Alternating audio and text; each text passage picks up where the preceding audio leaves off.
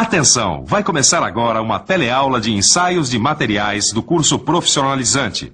Este módulo tem um total de 25 aulas. Hoje, você vai assistir a teleaula número 21. Bons estudos!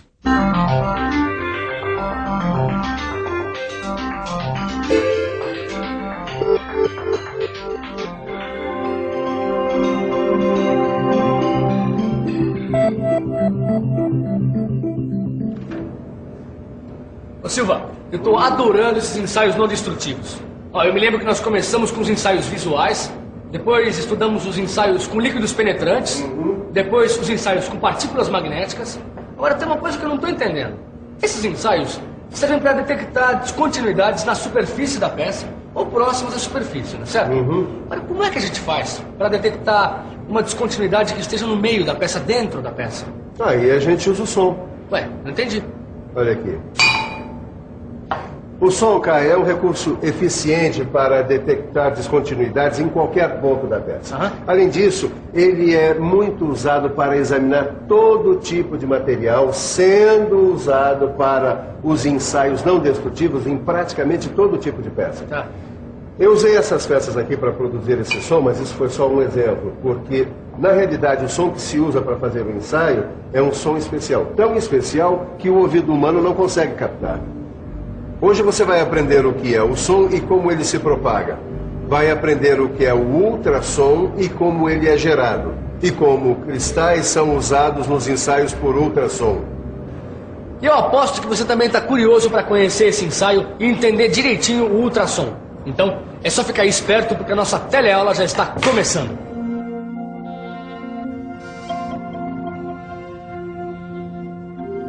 A primeira coisa que a gente tem que fazer para entender o que é o ensaio por ultrassom é saber o que é ultrassom. E a primeira coisa que a gente tem que fazer para entender o que é ultrassom é saber o que é som.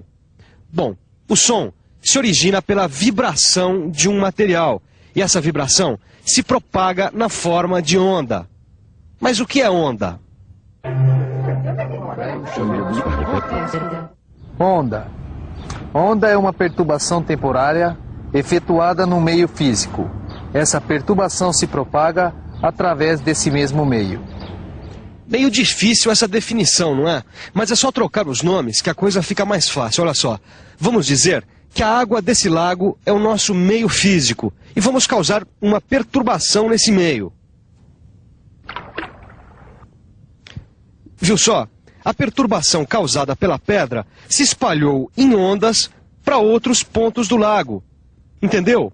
O nosso meio físico, que é a água, sofreu uma perturbação causada pela pedra e essa perturbação se espalhou para outros pontos do lago. Agora, dá só uma olhada nisso aqui. Escuta só.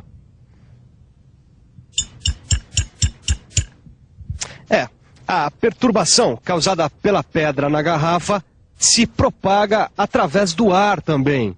E essa propagação, ela acontece na forma de ondas, não pela água, como no exemplo do lago, mas pelo ar até alcançar os meus ouvidos. Aí eu escuto o ruído. Agora dá só uma olhada nessa rolha aqui.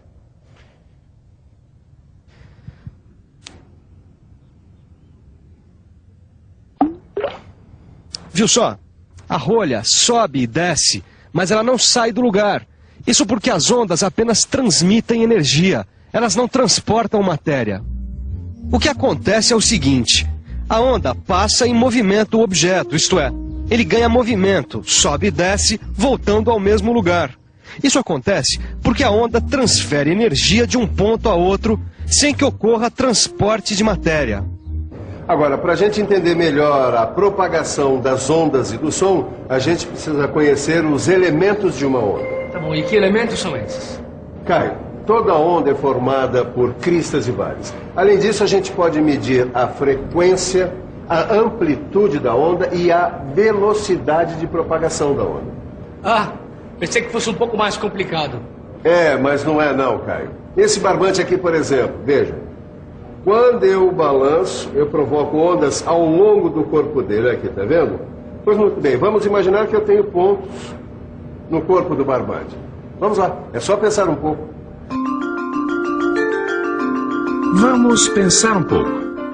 Deixe-me ver. Vamos imaginar que eu tenho um barbante que está preso por um dos lados e alguém está balançando a outra ponta, criando ondas sucessivas.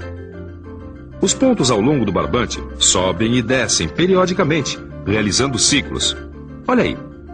Um ciclo é o movimento completo de um ponto qualquer da onda, saindo de sua posição original e retornando depois a ela.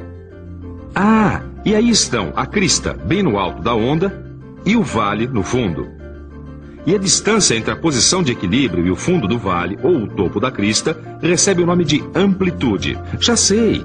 Se a ponta do barbante for balançada com movimentos mais amplos, a amplitude da onda também será maior, os vales mais fundos e as cristas mais altas. Ah, agora ficou mais claro, Silva. Mas você falou também de frequência e eu não vi o que é frequência. Caio, você viu que um ciclo é o movimento completo de um ponto qualquer da onda. Pois muito bem, eu fiz uma marca vermelhinha aqui no barbante para ficar mais fácil de entender. Olha só. Quando a onda passa pelo ponto, ele se desloca de um lado para outro. Pois bem, isso daqui é um ciclo. Agora, a frequência de uma onda é dada pelo número de ciclos em função do tempo. É, mas ainda não está muito claro, né, Silva? Mas eu garanto que agora vai ficar. Dá uma olhada aqui. A frequência é dada pela relação entre o número de ciclos e a unidade de tempo que a gente estiver usando. Vamos admitir que essa unidade de tempo seja o segundo. Aí nós temos o número de ciclos por segundo. E olha aqui, nesse exemplo nós temos uma onda com frequência igual a 1 ciclo por segundo. Ou seja, o nosso pontinho do barbante leva 1 segundo para ir de um lado para o outro e voltar à sua posição original. Portanto, a frequência dessa onda, que é de 1 ciclo por segundo, é igual a 1 Hz, que é a unidade usada para medir a frequência das ondas. Ok, você se lembra que eu falei sobre a velocidade de propagação? Lembro, claro. Muito bem. Por acaso você reparou naqueles filmes de Velho Oeste que o cowboy colocava o ouvido no trilho para saber se o trem estava vindo ou não? Reparei, mas o que isso tem a ver com propagação? Tem que o som se propaga em ondas mecânicas. E as ondas mecânicas precisam de um meio material para se propagar, como a gente já viu. Pois muito bem, dependendo do meio material, o som se propaga mais rapidamente ou menos rapidamente. Quanto mais compacto for o meio material, maior será a velocidade de propagação. Ah, saquei. Os bandidos colocavam o ouvido no trilho porque o som se propaga mais rapidamente no aço, que é mais compacto, do que no ar. Bom, se você ainda se lembra, essa aula é sobre o ultrassom. E se você já aprendeu o que é som e como ele se propaga, eu acho que está na hora de você ficar sabendo o que é ultrassom.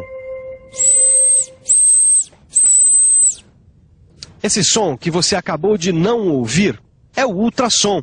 É isso mesmo, porque o ultrassom tem as mesmas características que o som que a gente ouve. Ele se propaga na forma de ondas mecânicas, ele tem ciclo, tem crista, tem vale de onda, etc. Só que a gente não escuta, porque os nossos ouvidos só captam sons com frequências entre 20 Hz e 20.000 Hz. Os sons que têm frequência abaixo de 20 Hz são chamados infrassons. E os que têm frequências acima de 20.000 Hz são chamados ultrassons, que são exatamente os sons que a gente usa nos ensaios industriais. Olha só. Esse apito é usado no treinamento para cães e ele emite ultrassons, ou seja, sons com frequências superiores a 20.000 Hz. É claro que nos ensaios industriais a gente usa equipamentos diferentes. A gente usa cristais piezoelétricos.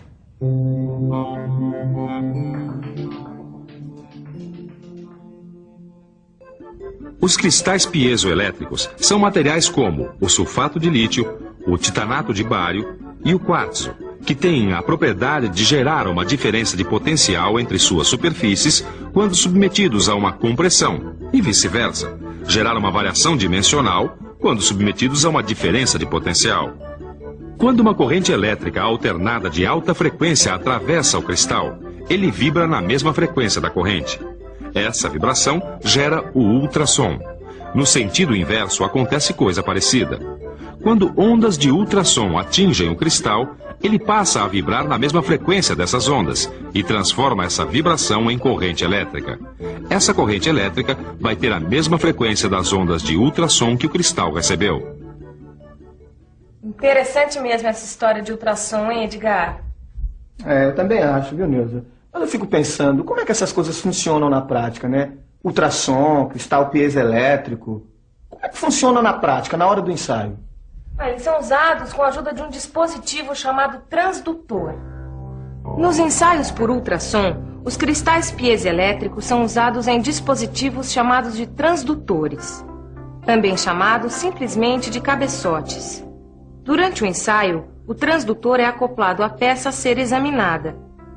Além do cristal piezoelétrico, o transdutor tem um amortecedor mecânico que elimina vibrações indesejáveis no cristal.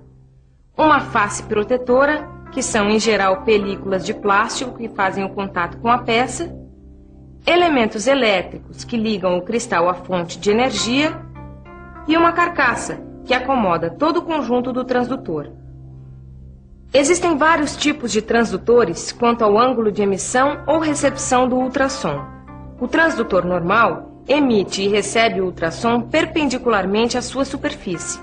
Já o transdutor angular emite e recebe o ultrassom em ângulo em relação à sua superfície. Existem transdutores que usam apenas um cristal piezoelétrico, sendo que para um tipo de transdutor, o cristal pode apenas emitir ou receber ultrassom, sendo necessários dois para a operação, um receptor e um outro emissor. Em outro tipo, esse único cristal pode fazer as duas coisas. Esses são os chamados transdutores monocristais. E existem transdutores que usam dois cristais ao mesmo tempo, um fazendo a emissão do ultrassom e o outro se encarregando do recebimento do ultrassom. São os chamados transdutores de duplo cristal. Acima de 20.000 Hz, nós temos os ultrassons, que são usados nos ensaios, não é, Caio? É isso aí. E depois tem aquela história dos cristais. Os ultrassons são gerados por cristais que vibram com a passagem da corrente elétrica. Esses cristais são usados em dispositivos chamados de transdutores. E esses dispositivos são acoplados à superfície das peças que vão ser ensaiadas. Tá vendo quanta coisa você aprendeu? Tá bom, mas eu ainda não entendi como é que é feito o ensaio. Calma, Caio, que você vai entender, você já vai ver. Mas antes, você tem que ficar conhecendo uma coisa muito importante. São os acoplantes. Olha eles aqui. É o seguinte, Caio. Como você mesmo acabou de falar, os cristais que geram o ultrassom ficam dentro de um dispositivo chamado de transdutor, certo? Pois bem, é esse transdutor que é acoplado a uma peça. Pois então, para que o ensaio saia perfeito, o contato entre o transdutor e a peça tem que ser perfeito para que o som não sofra reflexão e se disperse. E ou a água, ou a graxa, ou a glicerina, ou o óleo ajudam nesse contato. Eles são usados separadamente. Existem outros acoplantes, mas esses são os mais comuns. Pois então, agora sim nós podemos dar uma olhada no ensaio.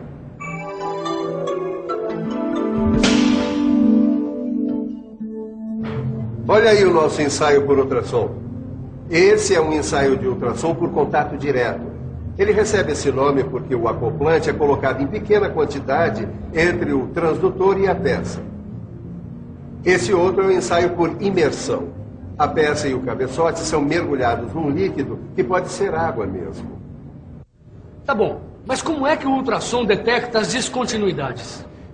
Ô Caio, quando o ultrassom atravessa uma peça e encontra uma descontinuidade, parte dele é refletida de volta, como uma luz que é refletida no espelho. Pois bem, a intensidade dessa reflexão é captada pelo transdutor, indicando a descontinuidade. Na próxima teleaula tem mais, e aí a gente vai ver como isso acontece. Por hora, vamos à revisão. E atenção, se liga aí que é a hora da revisão. Na teleaula de hoje você aprendeu o que é som e que ele se propaga através de uma onda mecânica. Você aprendeu também que as ondas mecânicas têm frequências diferentes e que nossos ouvidos captam sons em apenas uma faixa de frequência. Finalmente, você conheceu os cristais piezoelétricos e os transdutores, que são dispositivos usados nos ensaios por ultrassom. Conheceu também os acoplantes, que têm por função fazer a ligação entre o transdutor e a peça para evitar interferências. Na próxima teleaula, a gente vai estudar direitinho como o ultrassom detecta as descontinuidades nas peças. Não perca e consulte o seu livro. Ele contém coisas muito importantes sobre o que você aprendeu hoje. Até lá!